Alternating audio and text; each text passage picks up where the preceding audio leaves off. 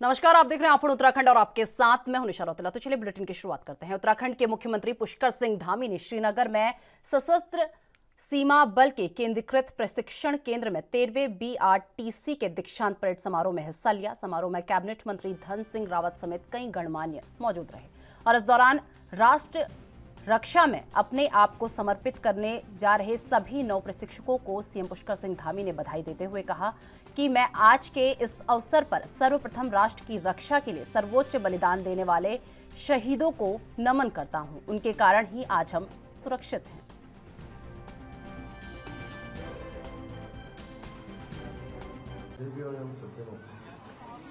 आज के इस अवसर पर मैं सर्वप्रथम बल के शहीदों को नमन करता हूं, जिन्होंने राष्ट्र की रक्षा के लिए अपना सर्वोच्च बलिदान दिया।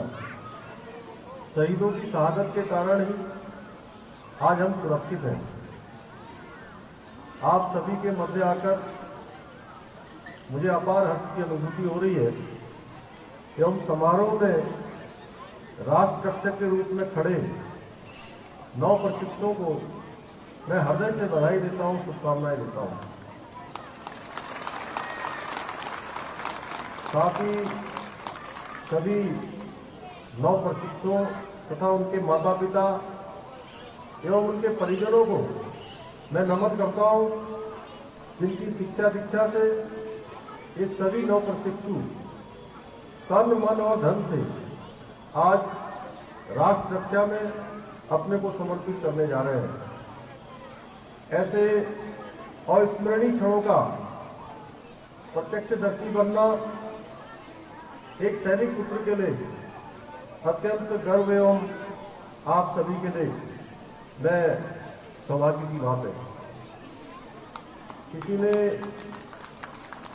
ने ठीक कहा है कि ये देश चैन से सोता है, ये देश चैन से सोता है वो पहरे पर जब होता है। जो आंख उठाता है दुश्मन तो अपनी जान वो खोता है।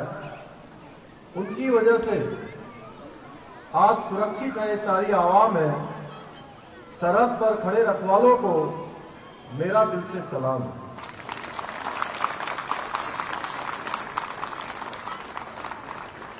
मित्रों, एक सैनिक का पुत्र होने के नाते मेरे लिए गर्व का विषय है कि मैं आज आप सबके समक्ष इस कार्यक्रम में उपस्थित हूं।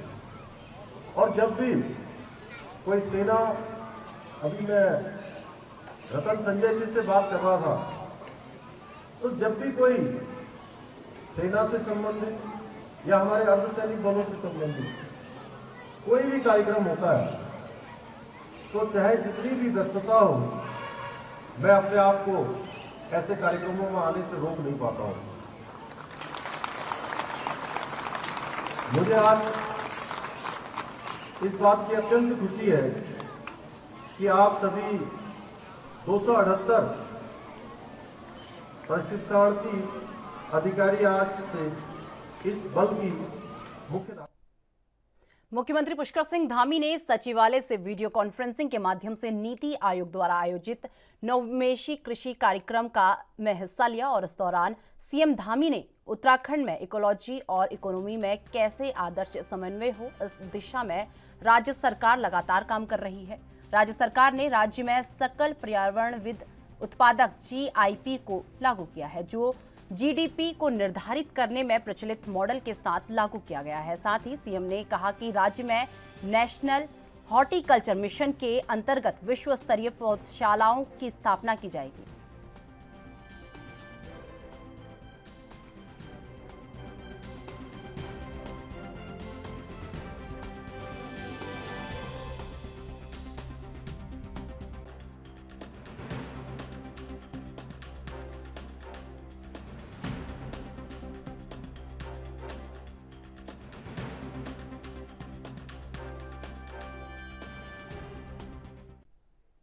उत्तराखंड की राजधानी देहरादून में मुख्यमंत्री पुष्कर सिंह धामी ने घटाघर पहुंचकर स्वर्गीय हेमवती नंदन बहुगुणा की जयंती के अवसर पर उनकी मूर्ति पर माल्यार्पण किया।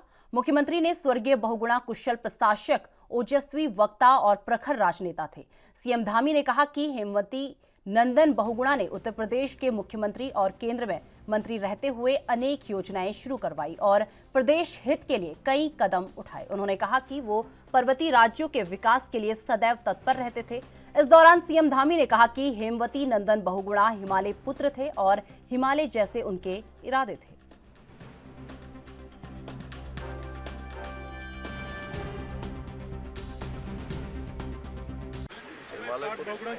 हिमालय पुत्र थे और हिमालय जैसे उनके इरादे थे। हमको उनकी जयंती पर सत नमन करते हैं और निश्चित रूप से जो राजनीतिक क्षेत्रों में जिस प्रकार से प्रशासनिक हो या विकास के मामले हो, उन्होंने एक अलग प्रकार का जो काम किया था, आज के समय में हम सब लोगों के एक प्रेरणा के कारण भी हैं, प्रेरणा स्रोत हैं। उस मार्ग का हम लोग अनुकरण करेंगे और उस मार्ग पर आगे बढ़ेंगे। काशीपुर के IMT एंड लॉ कॉलेज में आयोजित कार्यक्रम में शिरकत करने पहुंचे कैबिनेट मंत्री सतपाल महाराज ने उत्तराखंड में गहरा रहे ऊर्जा संकट के बारे में कहा। ऊर्जा संकट बहुत जल्द दूर हो जाएगा, मुख्यमंत्री इस पर विशेष ध्यान दे रहे हैं। उन्होंने कहा कि उत्तराखंड ऊर्जा प्रदेश है और यहाँ ऊर्जा की उत्पादन यहाँ पर होता है।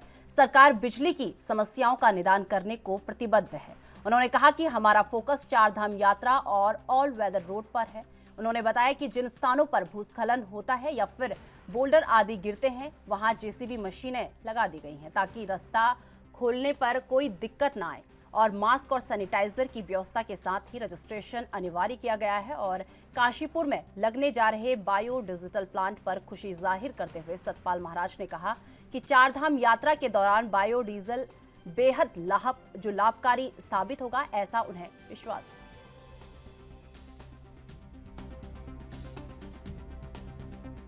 मैं समझता हूं जल्दी संकट दूर हो जाएगा। हमारा तो प्रदेश जो है ऊर्जा प्रदेश है, यहाँ तो बिजली का उत्पादन हो रहा है, तो निश्चित रूप में मुख्यमंत्री जी उसमें ध्यान दे रहे हैं और इसका जल्दी ही इसका निदान हो जाएगा। सर, टूरिज्म बहुत इससे प्रभावित हो रहा है सर, उसमें क्या कुछ कर रहे हैं? नहीं, टूरिज्म तो चारधाम यात्रा हमारी जो है इस समय चलने वाली है और उसके लिए हमने सारे जो है प्रबंध कर दिए हैं और इसमें हमने मास्क जो है कंपलसरी कर दिया है और सैनिटाइजेशन कंपलसरी कर दिया है। इसके साथ साथ रजिस्ट्रेशन कंपलसरी है और जो भी टाउन्स की कैरिंग कैपेसिटी होगी उसके मुताबिक लोग वहां जा पाएंगे। सर, जिस तरह से अगर एक रोडों की सर कई ऐसे लिंक मार्ग हैं जो कि खस्ता हालात है, जो कि अभी मैंने एक ग्राउंड रिपोर्ट की थी, नानक मत्ता का एक सुर्खी कला है सर, उसमें किस तरह से आप सर उस गाँव को जो कि बद्रीनाथ धाम की गाड़ू घड़ा तेल कलश यात्रा श्रीनगर पहुंची। यात्रा के श्रीनगर पहुंचने पर भव्य स्वागत किया गया।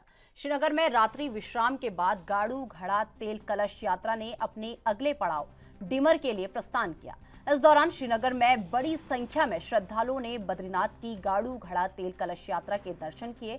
आपको बता दें कि नरेंद्रनगर राज दरबार में सुहागिन महिलाओं द्वारा तिलों का तेल निकाला जाता है और इस पवित्र तिलों के तेल को भगवान बद्री शिवालय के अभिषेक के लिए कपाट खुलने से पूर्व डिमरी पंचायत द्वारा बद्रीनाथ धाम पहुंचाया जाएगा, जहां कपाट खुलने से लेकर कपाट बंद होने तक प्रतिदिन इस तेल से बद्रीनाथ का अभिषेक किया जाएगा।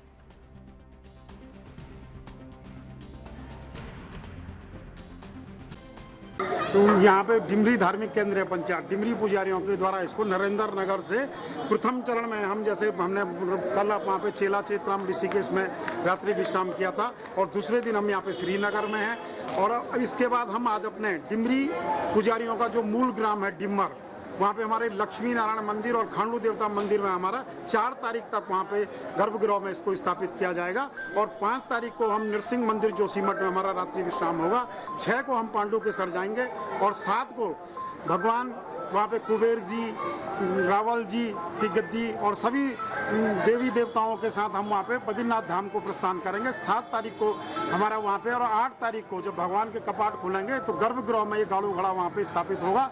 और मैं सब लोगों से आग्रह करता हूँ कि आप आइए 8 तारीख को और अखंड ज्योति हमारी जो जब नारद जी वहाँ पे पूजा करते हैं 6 महीने जो हम कहते हैं उसका दर्शन भी कीजिए और भगवान बद्री विशाल का दर्शन कर पुण्य लाभ अर्जित करें, ऐसी हमारी।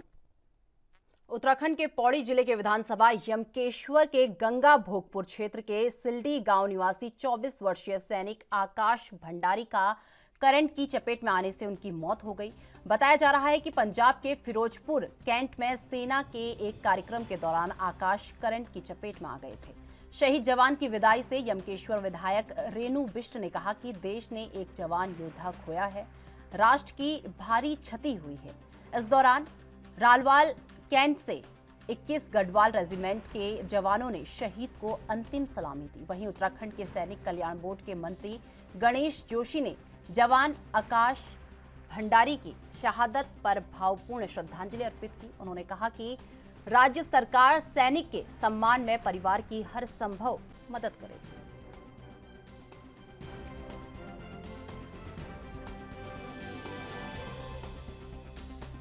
देखिए, मैं आज हमारा एक जवान जो 24 वर्ष का था, 21 गढ़वाल राइफल में फिरोजपुर में तैनात था और करंट लगने से ऑन ड्यूटी उसकी शहादत हुई है। मैं दिल की गहराइयों से उसको अपने श्रद्धा समर्पित करता हूँ और उनके परिवार को, उनके घर वालों को ये विश्वास दिलाता हूँ कि हमारी पूरी सरकार उनके साथ में है और जो भी शहीदों के लिए हमने तय किया है अन्यमन्य जो किया जाएगा, क्योंकि शहीदों का सम्मान करना और देशवासी का कर्तव्य है और हमारी पूरी सरकार उसको, मैंने कहा, उनके साथ में। एक बार फिर मैं उनको अपनी ओर से श्रद्धा समर्पित करता हूँ और उनके परिवारों को कहता हूँ कि इस असीम दुख को। बीजेपी के राष्ट्रीय महामंत्री बीएल संतोष के 2 दिवसीय उत्तराखंड दौरे के दौरान राज्य के शिक्षा और स्वास्थ्य मंत्री धन सिंह रावत के एक फेसबुक पोस्ट से राजनीति गर्मा गई है। पोस्ट में उन्होंने लिखा कि संतोष के मार्गदर्शन में मंत्री परिषद की बैठक हुई। इस बैठक में मुख्यमंत्री पुष्कर सिंह धामी और प्रदेश प्रभारी दुष्यंत गौतम, प्रदेश अध्यक्ष मदन कौशिक और प्रदेश महामंत्री संगठन अजय कुमार के भी मौजूदगी की बात यहां पर लिखी गई और बैठक की फोटो भी डाली गई। पोस्ट को लेकर विपक्ष हमलावर है। कांग्रेस ने इसे संवैधानिक संकट बताया है। नेता प्रतिपक्ष यशपाल आर्य ने इस पर आपत्ति जताई है। उन्होंने कहा कि बैठक में शामिल इन बीजेपी पदाधिकारियों ने मंत्री पद की शपथ नहीं ली। आर्य ने कहा कि संविधान के आर्टिकल 163 और 164 में राज्य सरकारों में मंत्री परिषद के बारे में स्पष्ट रूप से लिखा गया है। आर्य ने कहा कि आजकल बीजेपी जो करती है वही संविधान है।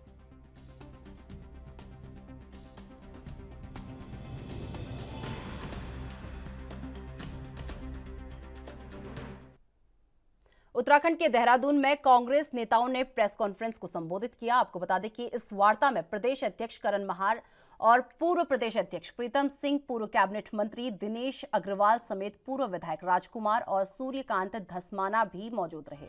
वहीं पूर्व प्रदेश अध्यक्ष प्रीतम सिंह ने कहा कि कुछ दिनों से लगातार भ्रामक प्रचार मेरे परिप्रेक्ष्य में किया जा रहा है, जिसे लेकर मैं कई विषयों को लेकर बात करना चाहता हूं।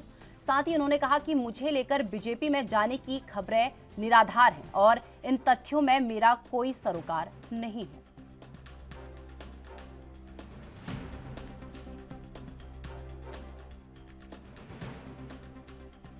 आपको बता दें कि देहरादून में कांग्रेस कमेटी की बैठक की गई, जहां पर कांग्रेस ने प्रेस वार्ता को संबोधित किया और अपनी प्रेस वार्ता को संबोधित करते हुए आपको बता दें कांग्रेस के दिग्गज नेता इसमें शामिल हुए और वहां पर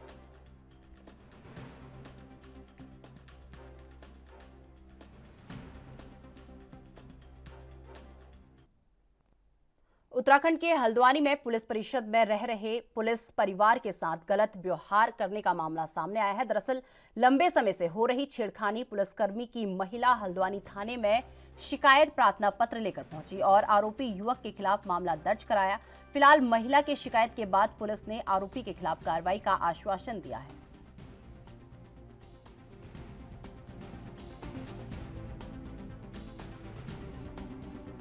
उन्हें समझना चाहिए कि वो भी एक माँ है, हम भी एक माँ है। छोटे छोटे बच्चों के प्रति इतनी गंदी बात बोल रही है। मेरी छोटी सी बच्ची के उसके मानसिक इतना दबाव हुआ है कि वो मुझसे पूछ रही थी कि मम्मी पापा और मेरे बारे में क्या बोला है। मैं इतनी शर्मसार हो गई, मैं उसका अर्थ नहीं बता पाई उसको। मैं बहुत शर्मिंदा हो गई अपने आप से कि मतलब मैं अपने बच्चे से क्या कहूँ। तो पुलिस का कहना है? पुलिस का कहना है कि हम उनके पास जाएंगे, उनसे बात करेंगे और उसके बाद जो भी होगा कार्रवाई करेंगे साहब लोग।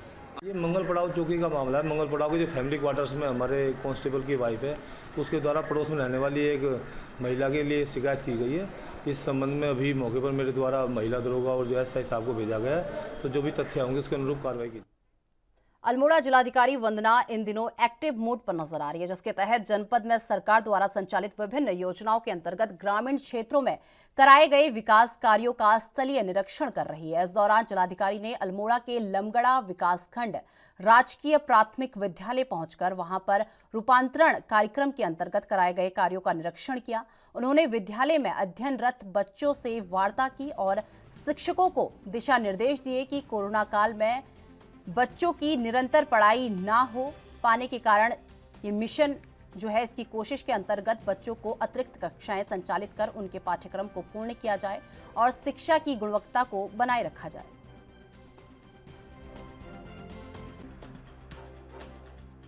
शिक्षा विभाग के विभिन्न विद्यालय मार्ग में जो पढ़ते हैं, ज़्यादातर विद्यालयों में रूपांतरण के अंतर्गत अच्छा कार्य किया गया है। आगे क्योंकि बच्चों का पठन पाठन 2 साल तक कोविड की वजह से प्रभावित रहा, तो काफ़ी गैप आ गए हैं शिक्षा की गुणवत्ता में, उसी के सुधारीकरण के लिए निर्देशित किया है।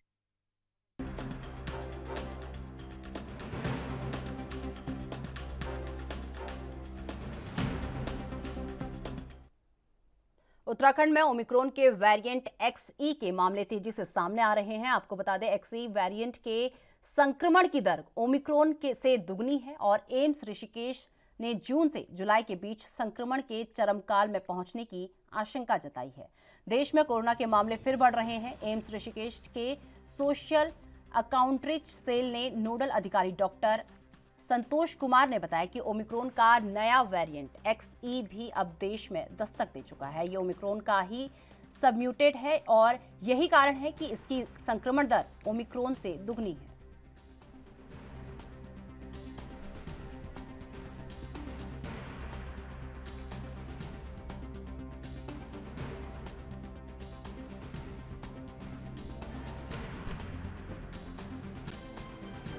कि देश में कोरोना के मामले फिर बढ़ रहे हैं। एम्स ऋषिकेश के सोशल नोडल अधिकारी डॉक्टर संतोष कुमार ने बताया कि ओमिक्रॉन का नया वेरिएंट XE भी अब देश में दस्तक दे चुका है। ये ओमिक्रॉन का ही सबम्यूटेड है और यही कारण है कि इसका संक्रमण दर ओमिक्रॉन से दुगनी है। मई में उत्तराखंड में ओमिक्रॉन के वेरिएंट XE के मामले तेजी से सामने आ सकते हैं। XE वेरिएंट के संक्रमण की दर ओमिक्रॉन से दुगनी है और अखिल भारतीय आयुर्विज्ञान संस्थान ऋषिकेश ने जून से जुलाई के बीच संक्रमण के चरमकाल पर होने की आशंका जताई है।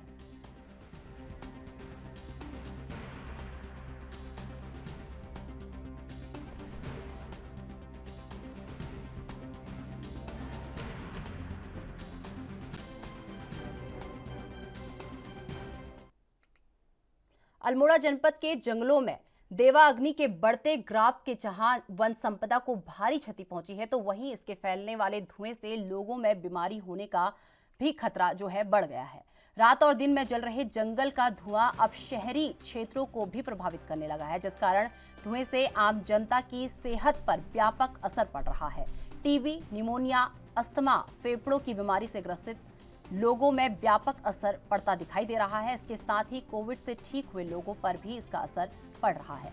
अल्मोड़ा मेडिकल कॉलेज के फिजिशियन और बाल रोग विशेषज्ञ डॉक्टर ओम प्रकाश का कहना है कि जंगलों की आग से निकलने वाले धुएं और छाई धुंध का सीधा असर लोगों के स्वास्थ्य पर पड़ रहा है।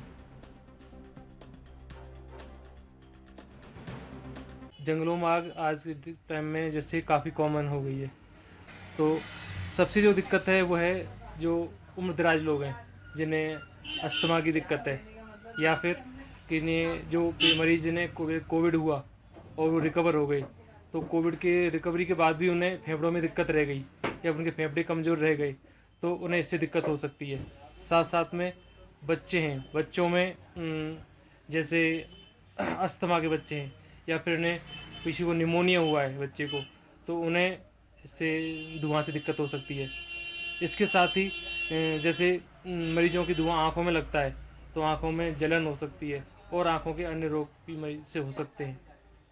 इसके साथ जैसे कुछ मरीजों को टीबी की बीमारी है, जो कि अपना टीबी का इलाज ले रहे हैं, बट ये धुआं उनके लिए और उत्तराखंड के हल्द्वानी में चयनित शिक्षकों की भर्ती नहीं होने पर शिक्षक प्रदर्शन कर रहे हैं। दरअसल प्रदर्शनकारियों ने बताया कि साल 2020 में सरकार की ओर से लगभग 1000 से अधिक सहायक अध्यापक के पदों पर विज्ञप्ति जारी की गई थी, जिसके बाद 2021 में परीक्षा आयोजित की गई और 31 दिसंबर 2021 को परिणाम घोषित किया गया।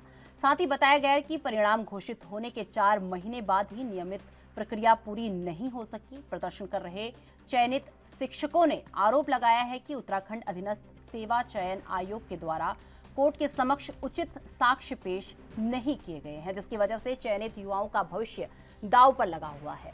वहीं प्रदर्शन कर रहे शिक्षकों ने सरकार और आयोग से जल्द ही आवश्यक कार्रवाई करने की मांग की है।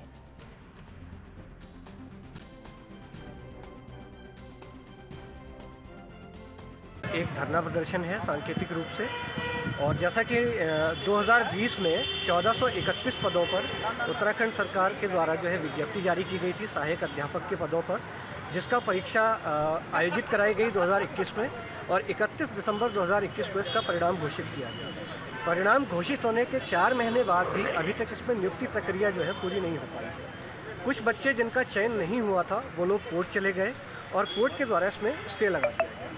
अब हमारा जो मांग और प्रदर्शन है वो UKSSC के खिलाफ है एक प्रकार से, और हमारी उनसे ये मांग है कि वो इस मामले में सही समय पर सही जवाब नहीं पेश कर रहे हैं, तो इसलिए अर्जेंसी लगाकर जो है वो अपने साक्ष्य प्रस्तुत करें। क्योंकि जो बच्चे कोर्ट गए हैं वो कुछ क्वेश्चंस को लेकर डिबेट कर रहे हैं कि ये क्वेश्चंस गलत है, और इसमें सुप्रीम कोर्ट की पहले से क्लियर कट गाइडलाइन है, उनका निर्णय है कि यदि इस प्रकार का कोई वाद होता है तो इसमें जो आयोग के द्वारा एक्सपर्ट पैनल होता है, जिसमें 3 एक्सपर्ट होते हैं उस सब्जेक्ट के, उनकी राय अंतिम होगी। तो ये बहुत छोटा सा मामला है, इसमें आयोग के द्वारा केवल अपना काउंटर एफिडेविट फाइल करना है। उत्तराखंड के काशीपुर में SC गुड़िया institute of management and law college में पूजा अर्चना की गई। आपको बता दें कि संस्थान के संस्थापक और पूर्व सांसद स्वर्गीय सत्येंद्र चंद गुड़िया की 12वीं पुण्यतिथि के अवसर पर उनके परिवार और स्थानीय जनप्रतिनिधियों ने इस आयोजन में हिस्सा लिया, और वहीं लोक निर्माण विभाग और पर्यटन और पंचायती राज मंत्री सतपाल महाराज, विधायक त्रिलोक सिंह चीमा, पूर्व सांसद KC सिंह बाबा समेत कई नेता इस अवसर पर मौजूद रहे, जिसके द्वारा स्वर्गीय सत्येंद्र सिंह गुड़िया की मूर्ति पर माल्यार्पण कर उन्हें श्रद्धा सुमन अर्पित किए गए। इस दौरान कैबिनेट मंत्री सतपाल महाराज ने संस्थान के विधि विश्वविद्यालय परिसर में आभासी न्यायालय का फीता काटकर शुभारंभ किया और साथ ही कहा कि क्षेत्र और प्रदेश के विकास के लिए स्वर्गीय सत्येंद्र चंद गुड़िया का योगदान अभूतपूर्व रहा। वो कर्मयोगी के रूप में एक मिसाल थे और आज भी उनकी कमी हमें महसूस होती है।